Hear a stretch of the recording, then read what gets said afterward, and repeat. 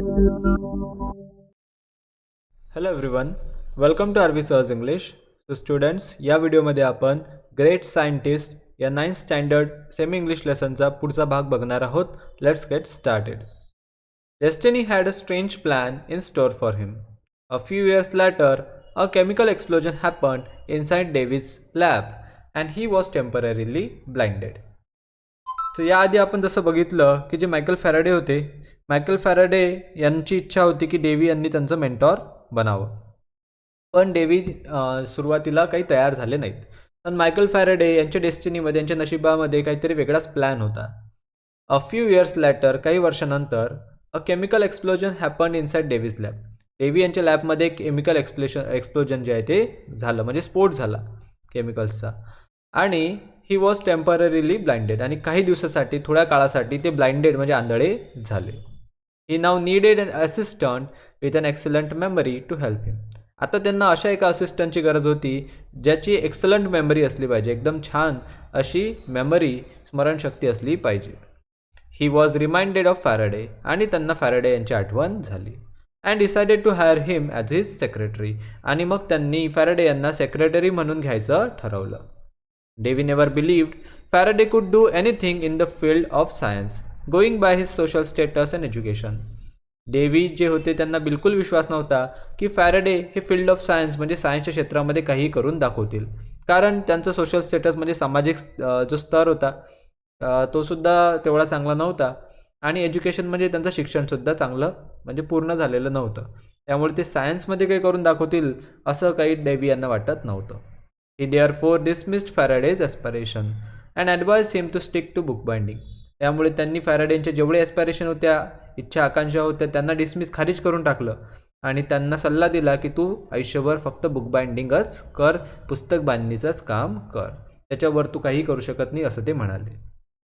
But Faraday was relentless. पण Faraday काही हार मानणारे नव्हते.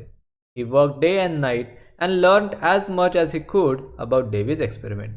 त्याने दिवस रात्र मेहनत केली, आणि डेव्ही यांच्या एक्सपेरिमेंटबद्दल जेवढं जास्तीत जास्त शिकता येईल तेवढं त्यांनी शिकून घेतलं.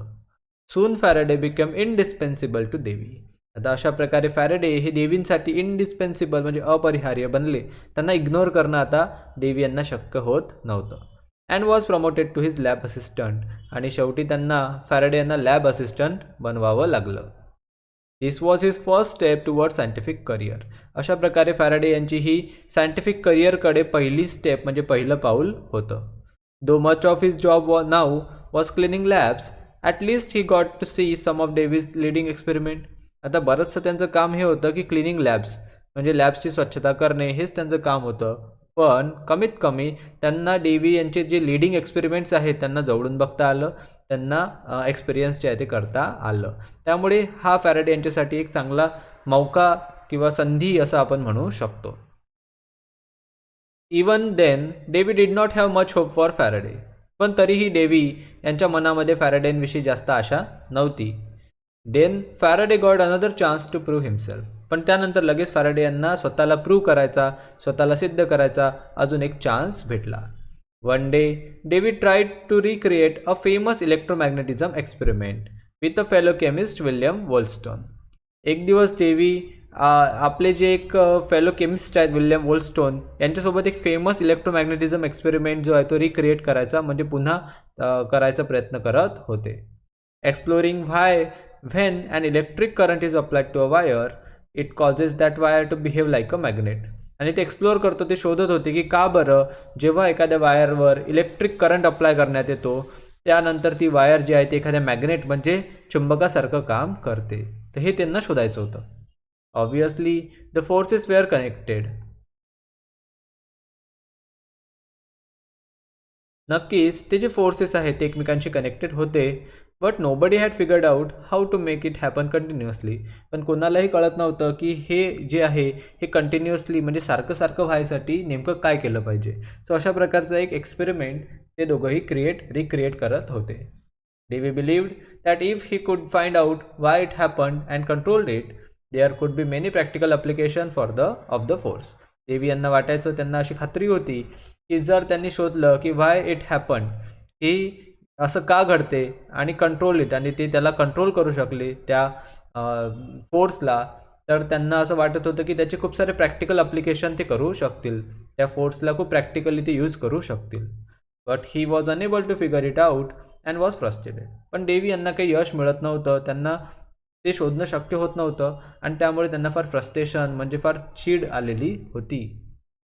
ही then teased Faraday, asking him to try his hand at it after he was done cleaning the lab.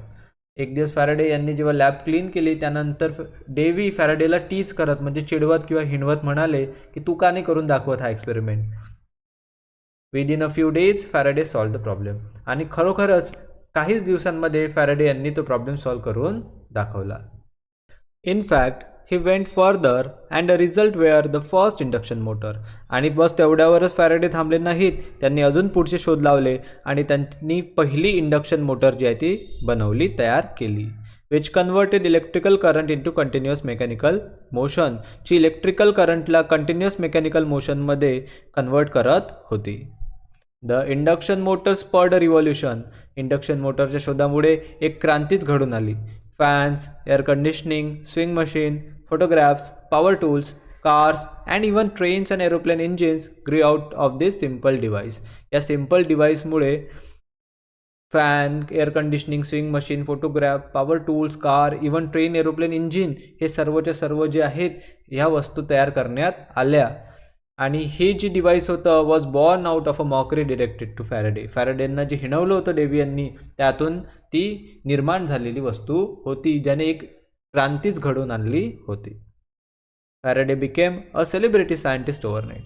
अशा प्रकारे फॅराडे रात्रीतून एक सेलिब्रिटी सायंटिस्ट बनले. Nobody now cared about his social status or education. आता त्यांच्या सोशल स्टेटस आणि एज्युकेशनशी कोणालाही घेणं देणं नव्हतं. This young man had just created a revolution. कारण या तरुण माणसाने एक क्रांती, एक रिव्हॉल्युशन घडवून आणलेलं होतं. One would think as a teacher Davy was happy at his pupils achievement. आता कोणालाही वाटेल की एक ट्युटर असल्यामुळे किंवा एक प्रकारे मेंटर जे आपण म्हटलं की डेव्ही त्यांचे मार्गदर्शक होते, तर आपल्या विद्यार्थ्याच्या अचिव्हमेंटमुळे, फॅराडेच्या यशामुळे त्यांना फार आनंद झाला असेल असं कोणालाही वाटेल. But in reality he was jealous. पण खरं असं होतं की ते फॅराडेंवर जळत होते, त्यांचा जळफळाट झालेला होता. People started telling Dewey that of all his discoveries the best was Faraday himself. लोक आता डेव्ही यांना म्हणू लागले की त्यांनी लावलेल्या आजपर्यंतच्या सर्व शोधांमध्ये फॅराडे सर्वात चांगला शोध आहेत. This made him even more jealous. त्यामुळे तर अजूनच त्यांचा जळफळाट होऊ लागला. And angry Davy give Faraday an impossible task to keep him out of his way. मग रागावलेल्या डेव्ही यांनी फॅराडेंना एक असं अशक्य काम दिलं की जेणेकरून ते त्यांच्या सायन्सच्या शोधापासून किंवा डिस्कवरीजपासून दूर राहू शकले पाहिजे आणि डेव्हींच्या रस्त्यामधून सुद्धा बाजूला झाले पाहिजे. He handed him a piece of Bavarian glass. Davy यांनी फॅराडेंना एक बॅवेरियन ग्लासचा तुकडा दिला. Which was used in the lenses of in telescope and microscope. जो टेलिस्कोप आणि मायक्रोस्कोपच्या लेन्सेसमध्ये वापरण्यात येतो.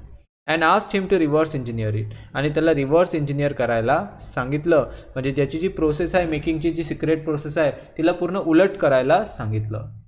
Bavarian glass was manufactured by a secret complicated process.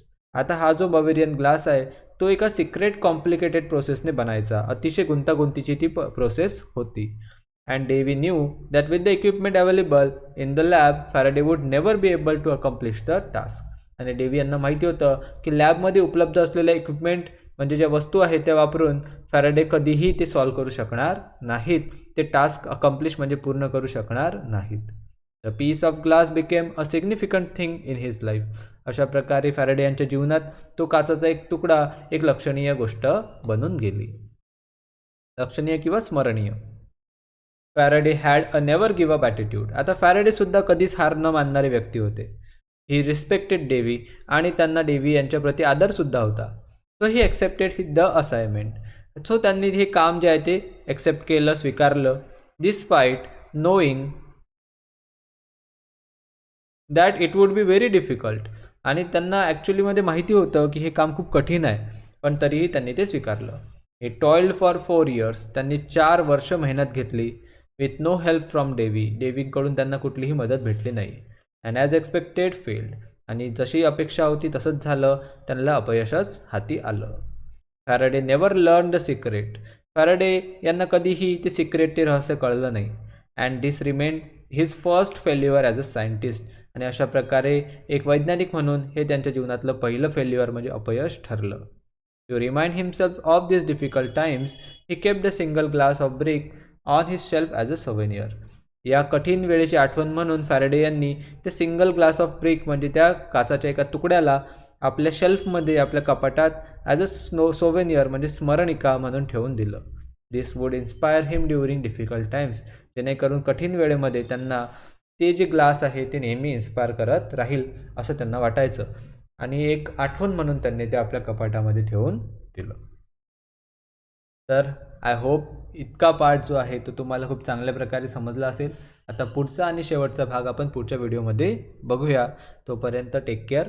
Good bye.